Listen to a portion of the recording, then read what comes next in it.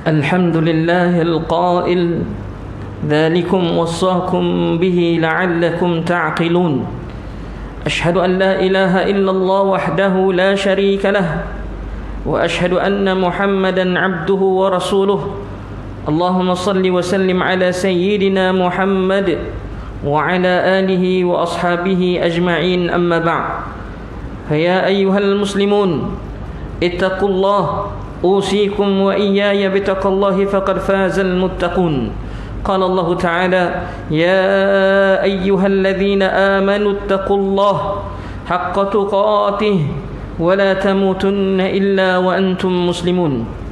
Muslimin yang dirahmati Allah sekalian, saya berpesan buat diri saya sendiri dan tuan-tuan sekalian, marilah kita meningkatkan ketakwaan kita kepada Allah Subhanahu wa taala dengan meningkatkan keiltizaman di atas jalannya.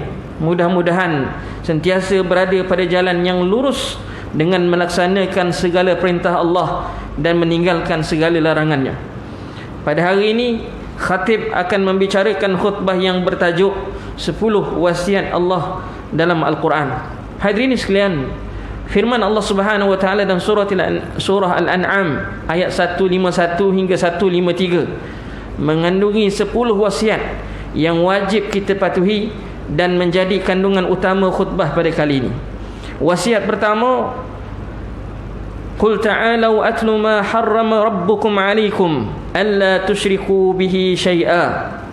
Katakanlah, marilah supaya aku bacakan apa yang telah diharamkan oleh Tuhan kamu kepada kamu, iaitu janganlah kamu sekutukan dengan Allah sesuatu pun. Jangan mensyirik ataupun menyekutukan Allah.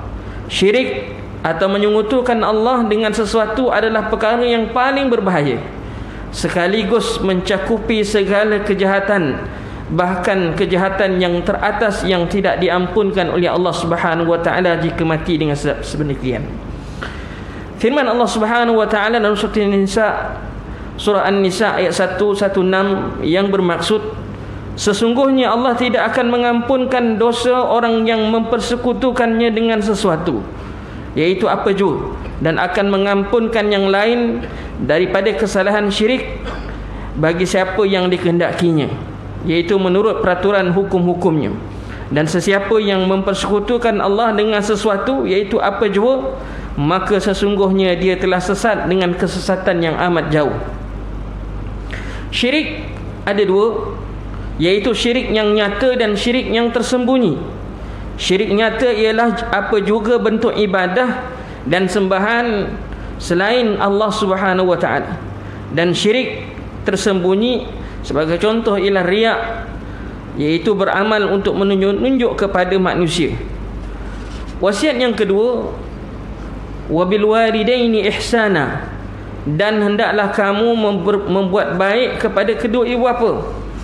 Dalam surah yang lain melalui surah Al-Isra ayat 24, Allah Subhanahu wa taala berfirman yang bermaksud, dan hendaklah engkau merendahkan diri kepada keduanya kerana belas kasihan dan kasih sayangmu, dan doakanlah iaitu untuk mereka dengan berkata, wahai Tuhanku, cucurilah rahmat kepada mereka berdua sebagaimana mereka telah mencurahkan kasih sayang, memelihara dan mendidikku semasa kecil. Terlalu banyak celaan orang yang derhaka kepada ibu bapa. Antaranya tidak masuk syurga orang yang derhaka kepada kedua ibu bapanya. Hadirin Jumaat yang dirahmati Allah, wasiat yang ketiga, wala taqtulu auladakum min imlaq nahnu narzuqukum wa iyyahum, dan janganlah kamu membunuh anak kamu kerana takutkan kelaparan. Kami yang memberi rezeki kepada kamu dan anakmu. Allah Subhanahu wa taala melarang kita mengubur hidup-hidup anak perempuan dan membunuh anak lelaki kerana takut miskin ataupun melarat. Allah memberi rezeki kepada ibu bapa dan anak-anak yang bakal lahir. Dari itu, jangan takut miskin dengan hanya sangkaan, dan jangan pula takut melarat pada masa hadapan. Tanggungjawab kita berusaha dan mendidik dengan baik anak-anak kita agar mematuhi ajaran agama yang benar serta berakhlak mulia. Wasiat yang keempat, wala taqrabul fawahisha ma dhahara minha wa ma batan, dan janganlah kamu hampiri kejahatan-kejahatan.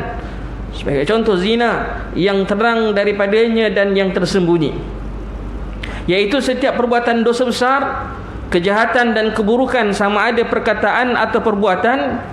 Begitu juga kemungkaran yang dilakukan dengan sembunyi-sembunyi dan tertutup.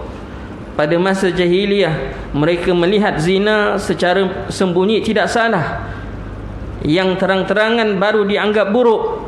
Samalah seperti perbuatan zina sekarang, ia dianggap salah kalau tiada keridaan kedua-dua belah pihak. Wal iyaz billah. Hadirin Jumaat yang dirahmati Allah, wasiat yang kelima, wala taqtulun nafsal lati harramallahu illa bil haqq, dan janganlah kamu membunuh jiwa yang telah diharamkan Allah, iaitu membunuhnya, melainkan dengan jalan yang hak, iaitu yang dibenarkan oleh syarak. Allah melarang membunuh manusia tanpa alasan yang benar. Samalah seperti apa yang berlaku sekarang ini, pembunuhan bayi tanpa perasaan kasihan, dan lain-lain pembunuhan yang dilakukan dengan kejam.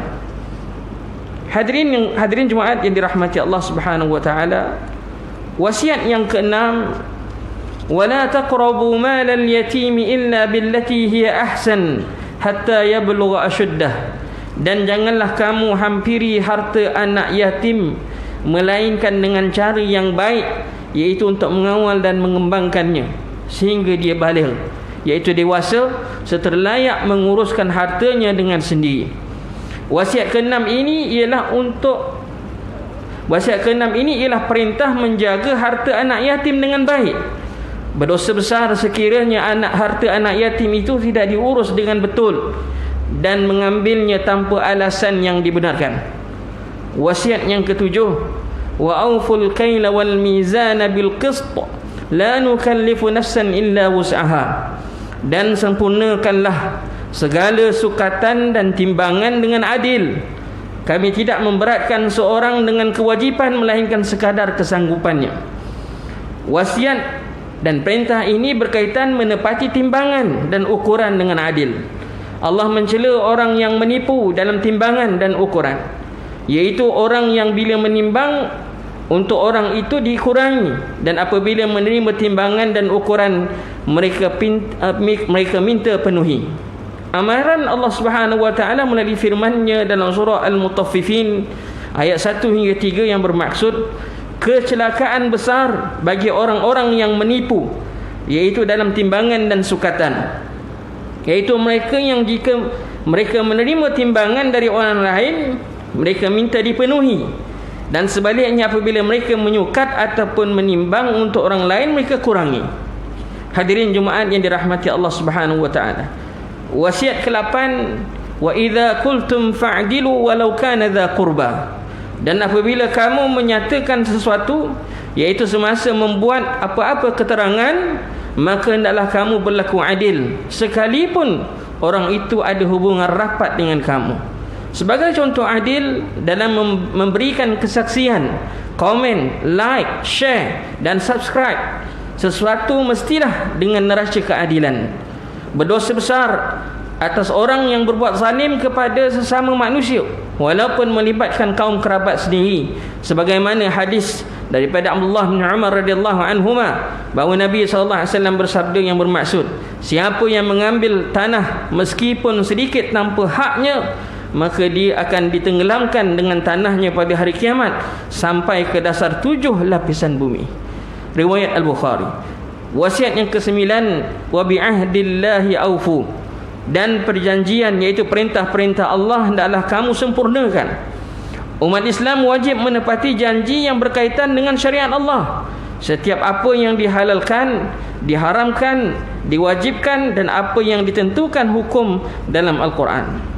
Wasiat yang terakhir ialah wasiat yang ke-10, iaitu mengikut Al-Quran. Wa anna hadza sirati mustaqiman fattabi'uh, dan sesungguhnya inilah jalanku, iaitu agama Islam yang betul dan lurus, maka hendaklah kamu menurutinya.